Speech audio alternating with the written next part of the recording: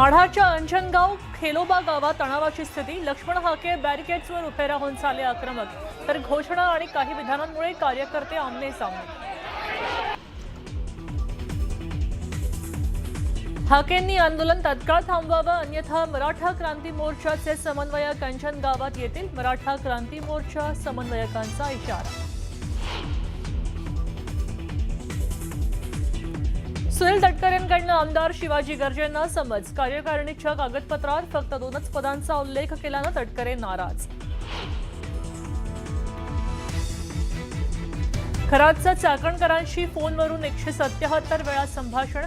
अंजली दमानी यांचा खळबळजनक दावा, तर शिंदे चंद्रकांत पाटील शेलारांशीही खरातनं फोनवरनं चर्चा केल्याचा दावा।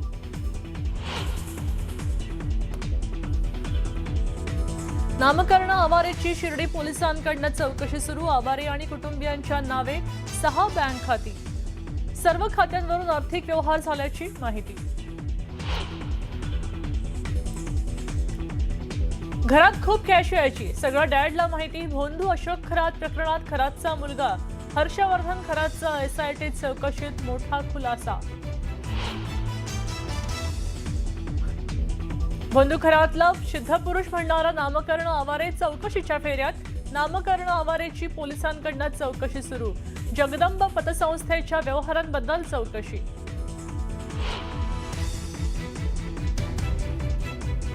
येरमाळा येथल्या येडेश्वरी देवीच्या यात्रोत्सवामुळे महामार्गावर 40 किलोमीटर पर्यंत रांगा। तब्बल 5 तासांपासून वाहतूक विस्कळीत। राणा पाटलांनाही वाहतूक कोंडीचा फटका। मुंबई पुणे एक्सप्रेस हायवेवर वाहतूक कोंडी। मुंबईकडे जाणाऱ्या मार्गावर 3 ते 4 किलोमीटर पर्यंत वाहनांच्या रांगा। आणि मुंबई गोवा महामार्गावर मोठी वाहतूक कोंडी। सलग 3 दिवसांच्या सुट्ट्यांमुळे पर्यटक कोकणाच्या दिशेने रवाना। अशोक खरातला सिद्ध पुरुष म्हणणारा नामकरण आवारे शिर्डी पोलिसांच्या रडारवर आलाय। भोंदू अशोक खरातचा हस्तक नामकरण आवारेची शिर्डी पोलिसांकडून चौकशी सुरू आहे। जगदंब पतसंस्थेच्या व्यवहारांबद्दल नामकरण आवारेची चौकशी केली जाते। नामकरण आवारे सिन्नर इथल्या जगदंब पतसंस्थेचा संस्थापक आहे आणि याच पतसंस्थेमध्ये अशोक खरातचे 32 खाती असल्याचं कळत आहे। या खात्यांमधून कोट्यावधींची देवाणघेवाण झाल्याचा संशय आहे। तर नामकरण आवारे नेमका कोण आहे आपण बघूयात ग्राफिक्सच्या माध्यमातून। सिन्नर सहकारी औद्योगिक वसाहतीचा चेअरमॅन आहे नामकरण आवारे। जगदंब पतसंस्थेचे नामकरण आवारे चेअरमॅन असल्याची ही माहिती समोर आलेली आहे। अशोक खरात सुद्धा काही काळ या पतसंस्थेचा संचालक होता आणि शिवनिका संस्थांमध्ये आवारे महत्त्वाच्या पदांवर असल्याचं कळत आहे। नामकरण आवारे हे अशोक खरातची 1999 पासूनची ओळख आहे या दोघांची, अशी ही माहिती समोर आलेली आहे। म्हणजे जवळपास 26 वर्षांपेक्षा जास्त काळ। त्याच्यानंतर मंदिर उभारणीमध्ये सुद्धा नामकरण आवारेंचा सहभाग होता, अशी ही माहिती समोर आली आहे। आणि त्यामुळे आता नामकरण आवारे सुद्धा तपास यंत्रणांच्या रडारवर आलेले आहेत आणि अशामध्ये नेमकं काय समोर येणार ते बघावं लागेल। सिद्ध पुरुष असा उल्लेख नामकरण आवारांनी आपल्या पुस्तकामध्ये केलेला होता अशोक खरातचा, ज्यांना नेमके कोणकोणते गुन्हे केलेले आहेत, किती काळी कृत्य केली आहेत, हे आता महाराष्ट्रासमोर येत आहेत। सगळ्यांना धक्का बसतोय आणि तोच अशोक खरात एक सिद्ध पुरुष असल्याचं नामकरण आवारे म्हणत होते आणि त्यांची आता चौकशी होती। दरम्यान या विषयी अधिक माहितीसाठी आपले प्रतिनिधी हरीश दिमोटे हे आपल्या सोबत जोडले गेले आहेत। हरीश, काय सांगाल? नामकरण आवारेंची आता चौकशी होतीये, पुढे काय होऊ शकतं? नक्कीच आपण जर बघितलं तर शिर्डीमध्ये काही दिवसापूर्वी एका शेतकऱ्याची फसवणूक आणि सावकारकीचा गुन्हा जो आहे तो या भोंदू अशोक खरात, त्याची पत्नी आणि 3 जणांवरती दाखल झालेला आहे। त्या गुन्ह्यामधला जो तपास सुरू आहे, या तपासामध्ये अतिशय धक्कादायक असे काही माहिती आता समोर येताना दिसते, ज्यामध्ये 2 पतसंस्था ज्या आहेत, समता पतसंस्था आणि जगदंब पतसंस्था। जगदंब पतसंस्था जी आहे ती खरं तर या नामकरण आवारेचीच आहे आणि तो त्या संस्थापक, त्या चेअरमन त्या पतसंस्थेचा आहे। मात्र या नामकरण आवारेची खाती जी आहेत ती जी दुसरी समता पतसंस्था जी आहे अहिल्यानगरची, त्या अहिल्यानगर त्या पतसंस्थेमध्ये जवळपास 6 लोकांची खाती जी आहेत या नामकरण आवारेचे स्वतःचं नाव असेल किंवा त्याच्या कुटुंबियाच्या नावे ही खाती उघडली गेली आणि 2021 पासून या खात्यांवरती जवळपास 1,20,00,000चा व्यवहार देखील झालेला आहे. मात्र पोलिसांकडून चौकशीमध्ये या नामकरण आवाराने याबाबत स्पष्ट नकार दिल्याचं आपल्याला माहिती मिळते आणि मी हे खाते उघडायला त्या ठिकाणी गेलो नाही किंवा त्या खाते उघडताना मी तिथे नव्हतो किंवा त्यावरती सही माझी नाहीये. त्यावरून एक गोष्ट आता स्पष्ट होताना दिसते की हा जो भोंदू खरात आहे याने अनेकांच्या नावे जी खाती उघडलेली आहे ती जवळपास 2 पतसंस्थेचा जर विचार केला तर ती 132 खाती आहेत आणि मग या खात्यांचा वापर जो आहे तो सगळा हा भोंदू खरात करत होता आणि त्याला आता कुठेतरी दुजोरा मिळताना दिसतोय की या लोकांना याच्याबद्दल कल्पनाच नाहीये. ही खाती उघडली गेली आहे, कोट्यावधींची देवाणघेवाण यावरती केली गेली आहे. समता पतसंस्थेचा विचार केला तर 60 कोटीच्या वर सगळी जी देवाणघेवाण आहे ती त्यावरती केली गेली आहे. तीच परिस्थिती जगदंबा पतसंस्थेची देखील आहे. त्यामुळं या भोंदू खरातच्या आणखी किती काळे कारणामे परत पुढे येणार हे पाहणं महत्वाचं ठरणार आहे. मात्र जो नामकरण आवारे स्वतःला या भोंदूच्या जवळचा मानत होता तोच कुठेतरी या भोंदूचे आता जे काळे कारणामे आहे हे समोर आणताना दिसतोय. बरोबर आहे. त्याच्यामुळे आता त्यांचाही सहभाग याच्यामध्ये आहे का तेही बघावं लागेल. धन्यवाद तुम्ही दिलेल्या या सविस्तर माहितीसाठी. याविषयीची अपडेट आपण घेत राहूयात. यानंतर पाहूयात पुढची बातमी. मुंबई महानगरपालिकेच्या शाळांमध्ये आता समर्थ रामदास स्वामी रचित मनाचे श्लोक सक्तीचे करण्यासाठी प्रस्ताव मांडण्यात आलाय. सध्याच्या धावपळीच्या आणि स्पर्धात्मक युगात विद्यार्थ्यांवर मानसिक ताण वाढतोय. मनाचे श्लोक केवळ धार्मिक नाही तर ते मानसिक आणि नैतिक विकासाचे प्रभावी साधन आहेत. मनाचे श्लोकचे नियमित पठण केल्यास आत्मपरीक्षण, सकारात्मक विचार आणि तणाव नियंत्रणास मदत होईल, असा दावा विरोधी पक्षनेत्या किशोरी पेडणेकरांनी केलाय. तर हा प्रस्ताव समोर येताच MIM पक्षानं विरोध दर्शवला.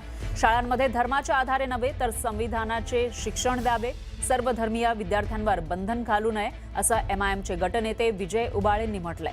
हा प्रस्ताव मंजूर झाल्यास तो पुढील कार्यवाहीसाठी प्रशासनाकडे पाठवला जाईल. विशेष म्हणजे हा नियम केवळ पालिका शाळांपुरता मर्यादित न ठेवता ज्या खासगी शाळांमध्ये मराठी विषय अनिवार्य आहे तिथं सुद्धा लागू करण्यासाठी राज्य सरकारकडे पाठपुरावा केला जाणार असल्याचं समजतंय. हे मनाचे श्लोक फक्त हिंदूंचेच आहेत असा भाग कोणी आणू नये. हा सामाजिक संस्कार आहे आणि तो सामाजिक संस्कार हा प्रत्येकावर व्हायला पाहिजे. संविधानाचं बाबासाहेबांनी ज्यावेळेला संविधान दिलं आणि बाबासाहेबांचा जर आपण संपूर्ण लहानपण पाहिलं गेलं तर मनाच्या श्लोकांचं बाबासाहेबांवर बऱ्यापैकी परिणाम दिसला आणि म्हणूनच शिक्षणाने आणि मन मजबूत आणि विचाराची पगडा तर बाबासाहेबांनी आपल्याला संविधान दिलं.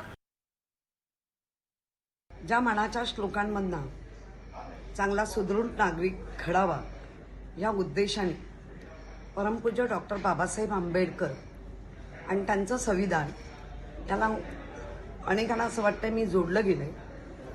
कोणाची त्या माध्यमातून जर मनं दुखली असतील तर मी माफी मागते, पण माझा उद्देशच वेगळा होता की चांगला नागरिक, मग तो कुठल्याही जाती पंथाचा असावा, चांगला घडावा आणि आमचं जे संविधान आहे देशाचं त्या संविधानाचे कर्तव्य आणि अधिकार हे नागरिक चांगला घडल्यानंतरच त्याला जास्त प्रमाणे कळेल अशा उद्देशाने वापरलं आहे. यानंतर एक मोठी बातमी आहे. उपमुख्यमंत्री अजित पवारांच्या अकाली निधनानं रिक्त झालेल्या बारामती विधानसभेची पोटनिवडणूक बिनविरोध होण्याची शक्यता मावळली आहे. बारामती आणि राहुरी या दोन्ही विधानसभेच्या पोटनिवडणुका लढण्याचं काँग्रेसनं निश्चित केलंय. या निर्णयाला पक्षश्रेष्ठींनी गुरुवारी हिरवा कंदील दाखवलाय. अजित पवारांच्या निधनानंतर सुनेत्रा पवार या उपमुख्यमंत्री बनल्या तेव्हा त्या राज्यसभेच्या खासदार होत्या. त्यांनी या खासदारकीचा राजीनामा दिला. त्यामुळे त्यांना आता विधानसभा किंवा विधान परिषदेच्या सदस्या व्हावं लागेल. त्यामुळे त्या बारामतीमधून निवडणूक लढवणार आहेत. ही निवडणूक बिनविरोध करण्यासाठी महायुतीच्या नेत्यांचे प्रयत्न सुरू आहेत. त्यासाठी मवियामधील शरद पवार गटाचा पाठिंबा आहे. मात्र काँग्रेसनं बारामती आणि राहुरी या दोन्ही जागा लढवण्याचं ठरवलंय. उद्धव ठाकरे गटानं अद्याप कोणाला पाठिंबा द्यायचा याबाबत भूमिका ठरवलेली नाही. आता राहुरी आणि बारामतीमध्ये पोटनिवडणुका आहेत. आमचा प्रयत्न राहील की महाविकास आघाडी म्हणूनच आपण निर्णय घेतला पाहिजे. राहुरीमध्ये या आधीची निवडणूक राष्ट्रवादी काँग्रेस पक्ष शरद पवार यांनी प्राजक्त तनपुरे यांनी चांगल्या पद्धतीनं लढवली होती. आणि आता मला नक्की माहित नाही, पण त्या जागेवरती राष्ट्रवादी काँग्रेसचा अधिकार आहे शरद पवार साहेबांचा. माझी आताही विनंती काँग्रेसच्या नेत्यांना आहे की अजितदादाचा जो काही सर्वांसोबत सहवास राहिला आहे, पारिवारिक सहवास राहिला, आत्मीयतेचा सहवास राहिला, काँग्रेस असो की कुठलाही पक्ष असो, कुठलाही आमदार गेला, कुठलाही लोकप्रतिनिधी किंवा सामान्य नागरिक गेला तरी अजितदादा त्यांचं काम करायचे. अजितदादांची ही सीट आहे आणि काँग्रेसने अनेक वर्ष अजितदादासोबत सहवास केला आहे. अजितदादाच्या आयुष्याचे 75% राजकारण त्यांनी काँग्रेसच्या नेत्यांच्या सहवासामध्ये केलेलं आहे. आणि त्यामुळं काँग्रेसच्या नेत्यांना माझी मागणी आहे की या ठिकाणी सीट अनपोज करावी.